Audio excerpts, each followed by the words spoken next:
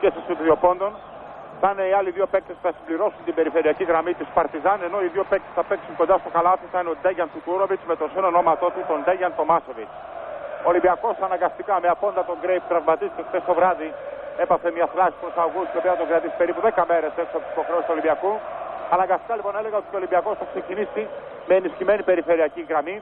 Ο Ρίβερς, ο Σιγκάλας και ο Νάκης θα είναι οι 3 δεκάδα της Παρτιζάν. Ο Ντρόμπνιακ δεν θα ξεκινήσει, ούτε ο Λουκόφσκι που επανήλθε στην Παρτιζάν μετά τον τσακωμό που είχε με τον Νίκολιτ που είδατε πριν από λίγο στον Δέξτας. Πάλι χωρίς την μπάλα αλλά και πολύ αποτελεσματική με αυτήν. Ο Ολυμπιακός ξεκινάει με Ρίβερς, Σιγάλα, Νάκιτς, Τάρλατς και υπάρχει σφύριγμα του Ντοριζόν που ζητά επανάληψη του Τζάμπολ, καθώς και οι 2 παίκτες δεν άφησαν την μπάλα να φτάσει στο ανώτατο σημείο της πριν τη διεκδικήσουν.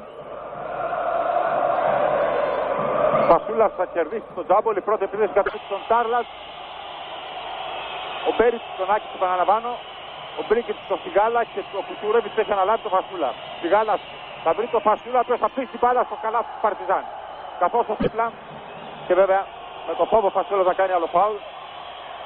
Πέτυχε το καλάθι σε Κουτούρεβιτς υπερβολικά σίγουρος να σκώσει στο φόλο κάρφωμα. Ο Ρίβερς στον ευνηδιασμό και ο Ολυμπιακός παίρνει προβάδισμα 10 πόντων. 27-37 Μπρίλο.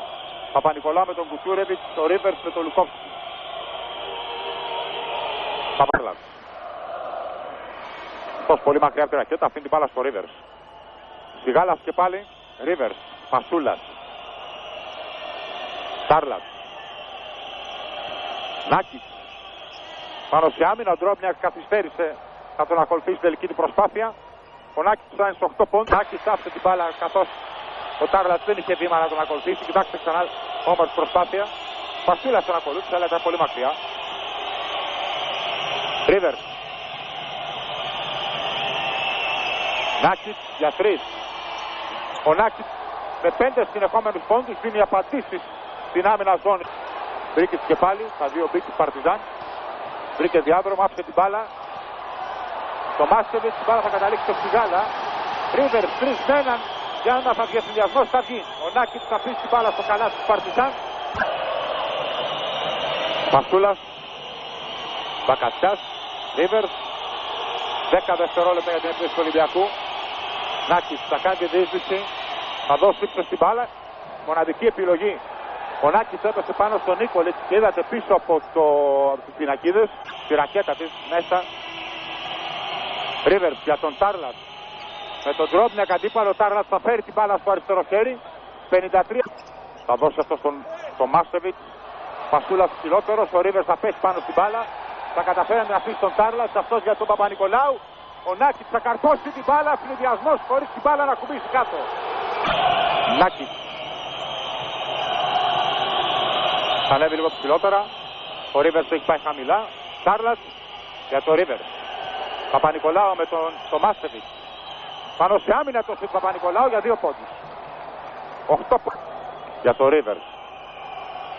Παπα-Νικολάου. Νάκης. Ρίβερς. Για τον Τάρλατς. Η θαυμάσια. Το κάρφωμα του Βέλτ. Έλεγα ότι ο Τάρλατς θαυμάσια είχε πάει. Τον Ρίβερς.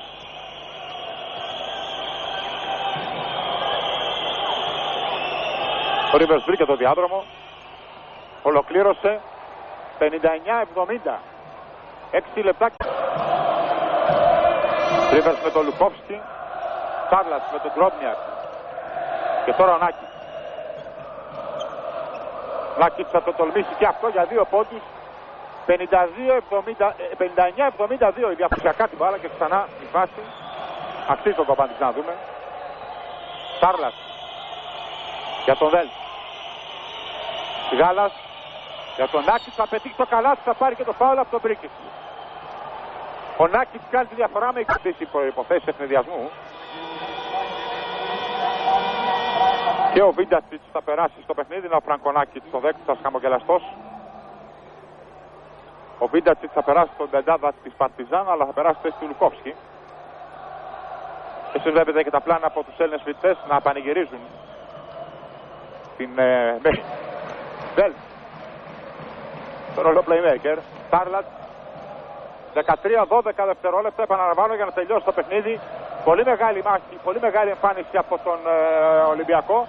Η διαφορά φτάνει στους 12 πόντους, στους 69-81 από το καλάθι του Βέλτ. Ο Τσιμπρίλο έχει σημειώσει. Ναι.